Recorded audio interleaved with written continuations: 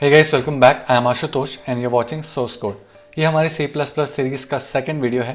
पिछले वीडियो में हमने हमारा कोड एडिटर सेटअप किया और कंपाइलर सेटअप किया है। अगर आपने वो वीडियो नहीं देखा है तो देख लो यार, ये वीडियो तभी आपके लिए थोड़ा सा हेल्पफुल हो पाएगा।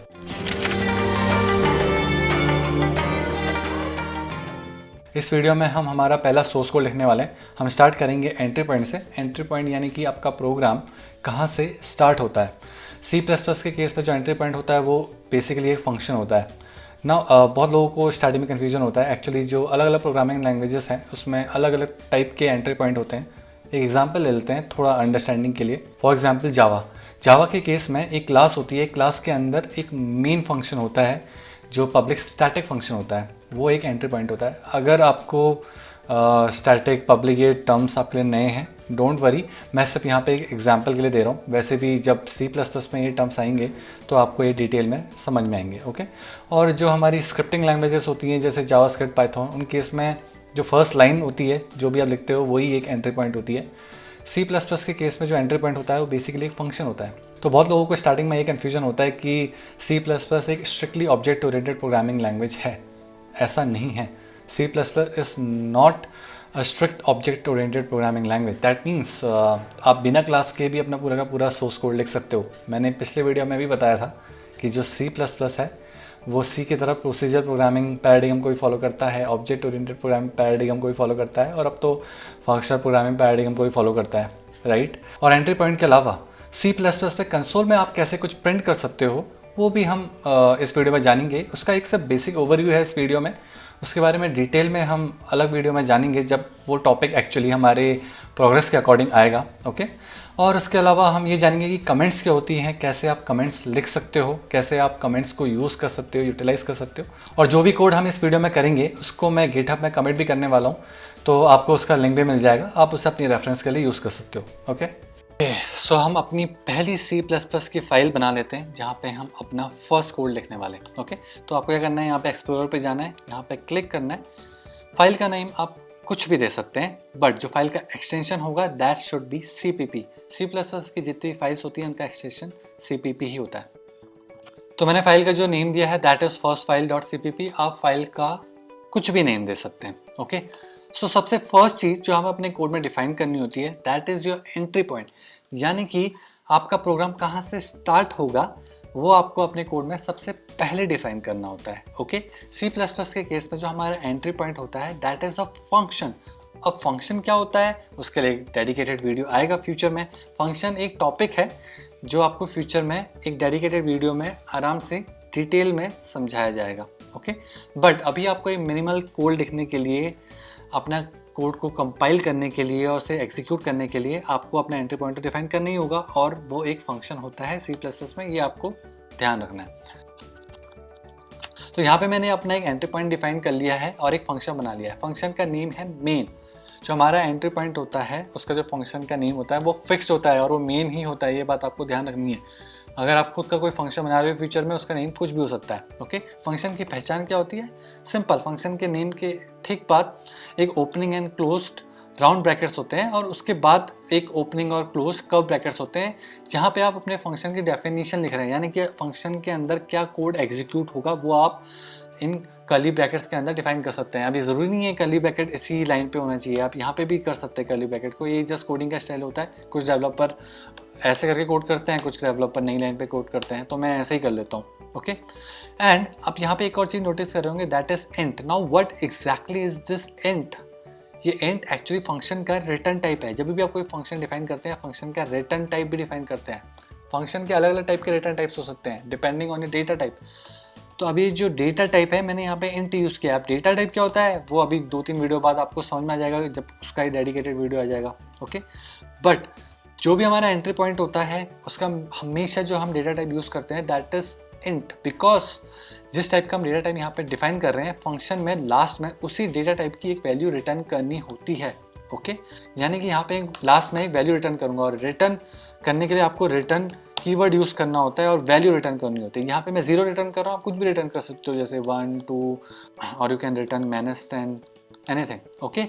बट एंट्री पॉइंट के फंक्शन के केस में हम मेनली 0 या -1 रिटर्न करते हैं, क्योंकि इनकी एक मीनिंग होती है। 0 का मतलब हमारा जो प्रोग्राम है वो सक्सेसफुली एग्जीक्यूट हुआ है। कभी फ्यूचर में ऐसी भी सिचुएशन आती है जहाँ हमें पता होता है कि हम किसी पर्टिकुलर सेक्शन, कोड के सेक्शन में पहुँच रहे हैं जहाँ पे कुछ एरर्स जनरेट हुई है, उसी वजह से हम वहाँ पे पहुँच रहे हैं, तब हम वहाँ पे -1 रिटर्न करते हैं। अब वो इसका एग्जाम्पल हम फ्यूचर में देखेंगे, ओके।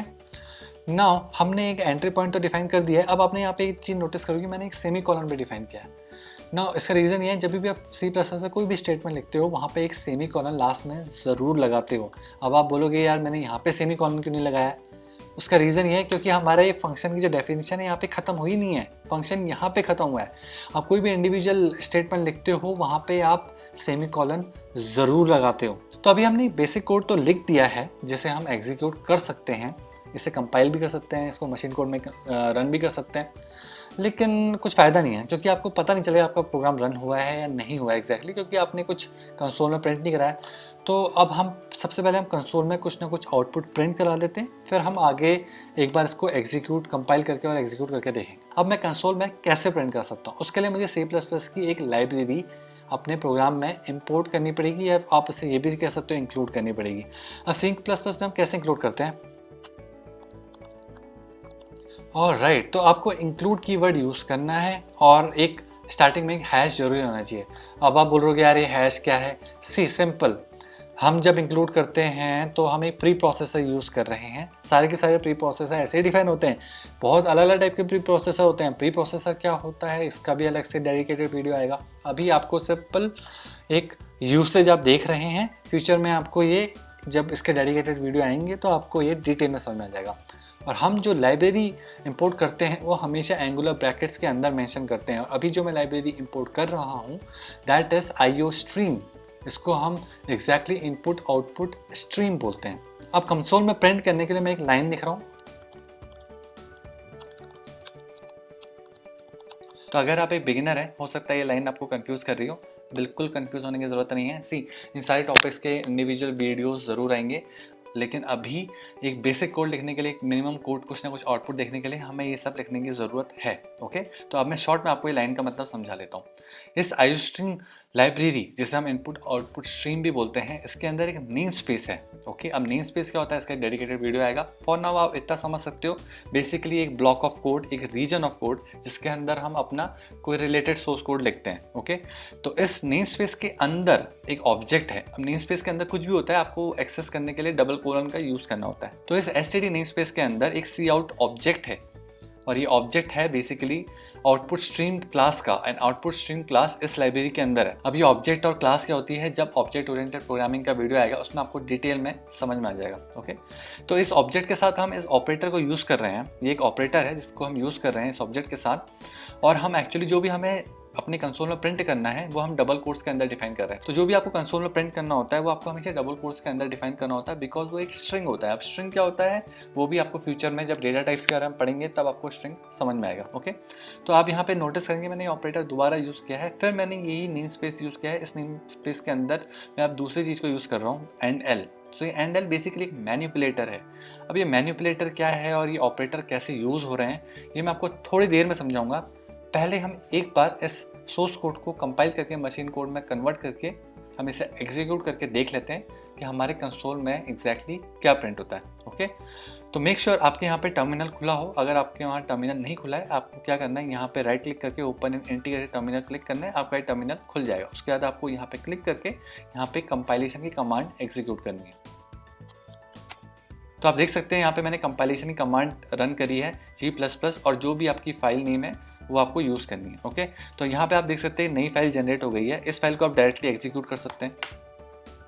तो यहाँ पे हम देख सकते हैं हेलो वर्ल्ड प्रिंट हो चुका है। ओके, तो अब मैं आपको समझाता हूँ कि ये मैनिपुलेटर क्या है और ये ऑपरेटर कैसे वर्क करता है। सबसे पहले हम ऑपरेटर को समझ लेते हैं। C++ के अंदर बहुत सारे ऑपरेटर्स होते हैं, जैसे arithmetic operators, logical operators and bitwise operators. ये एक्चुअली एक बिटवाइज ऑपरेटर है।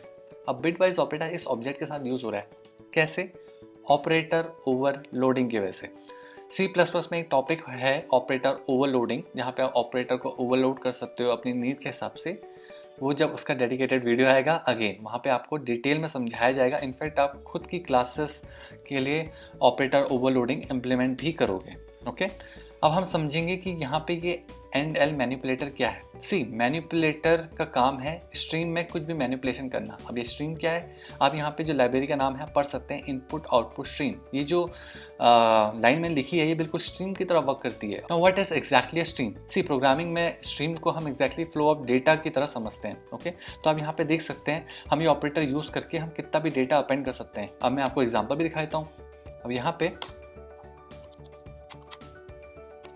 पे आप देख सकते हैं मैंने एक बार फिर से ये ऑपरेटर यूज़ किया और एक बार और जो भी मुझे प्रिंट करना है वो यहाँ पे मेंशन कर दिया, और ये मैं कितनी भी बार कर सकता हूँ। तो चलिए एक बार इसको कंपाइल करके भी देख लेते हैं। मैं यहाँ पे थोड़ा स्पेस एंटर कर देता हूँ। हमारी फाइल ये अपडेट हो चुकी है। तो आप देख सकते हैं hello world India is great 1 2 3 यहाँ पे प्रिंट हो रहा है। अब समझने की कोशिश करते हैं एंडल एग्जैक्टली कर क्या रहा है। मैं इसको हटा के देख लेता हूँ। तो आप देख सकते हैं hello world India is great 1 2 3 और सेम लाइन में आपका नेक्स्ट लाइन प्रिंट हो गया है। सो एंड एल का जो मतलब है that is and line. So basically उसके बाद एक नई लाइन जनरेट हो जाती है। इसको हम ऐसे भी देख सकते हैं, यहाँ पे एक नई लाइन में भी आप कुछ ना कुछ प्रिंट करा सकते हो। अब मैं दोबारा से कंपाइल करके देखता हूँ। तो आप देख सकते हैं hello world India is great and ये सेम लाइन में आ चुका है। तो यहाँ पे एक बार दोबारा अगर हम एंड एल लगा के देखते हैं,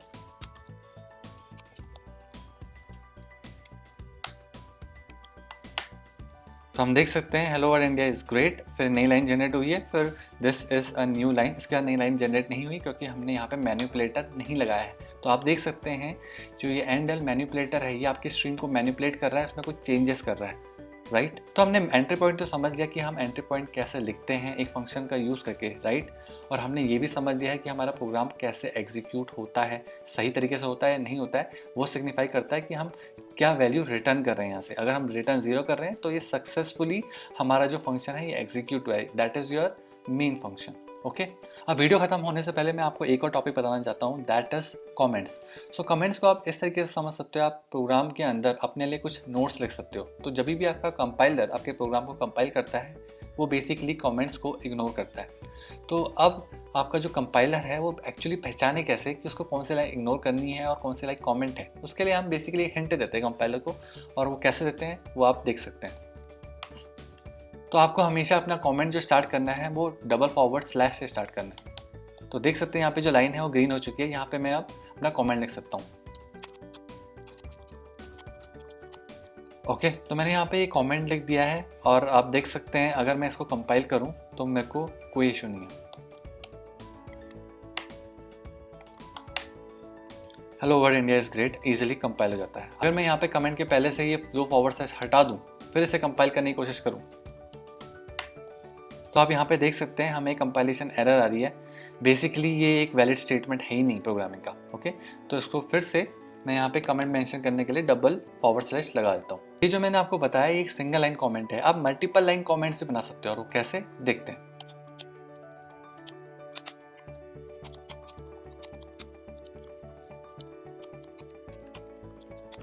तो आप देख सकते हो आपको एक $/ लिखना है, उसके अंदर जितना भी आप कमेंट लिखेंगे जितनी भी लाइंस में लास्ट में आपको अपना जो कमेंट का ब्लॉक है वो फिर से एक स्टार एंड $/ के साथ क्लोज करना है। ओके, अब इसको दोबारा कंपाइल करके एक बार देख लेते हैं। तो आप देख सकते हैं हमें कोई इशू नहीं आ रहा है। तो कभी भी काम करते हुए तो आपको रियलाइज़ हो कि आपको कोई लाइन डीएक्टिवेट करनी है, यानी कि आप चाहते हो आपका जो कंपाइलर है उसे कंपाइल ना करे, तो आप उसको एज अ कमेंट मेंशन कर सकते हो। तो यहाँ पे मैं अगर $/ लगा लूँ तो आप देख सकते हो कि ये लाइन अब कमेंट आउट हो चुकी है। अब इसको एक बार कंपाइल करके भी देख लेते हैं।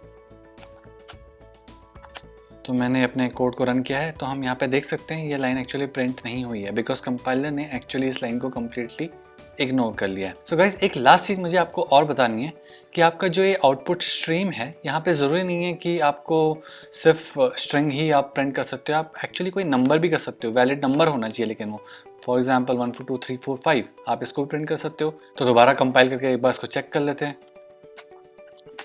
तो यहाँ पे हम देख सकते हैं this is a new line 1 2 3 4 5 यहाँ पे प्रिंट आउट हो चुका है। तो मैं यहाँ पे स्पेस भी लगा देता हूँ।